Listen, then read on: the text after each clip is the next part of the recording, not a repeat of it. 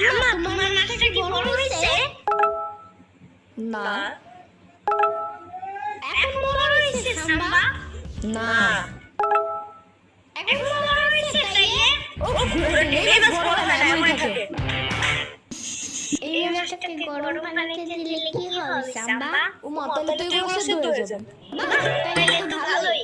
না, ওদের অনেকদিন ধরে পালছি না, পরে মারা গেলে কষ্ট লাগবে না বলো? কিছু যায় আসে না। ওর টেস্টটা কেমন আমরা সবাই একটু জানতে চাই। আইছে। বলো দিদিরা।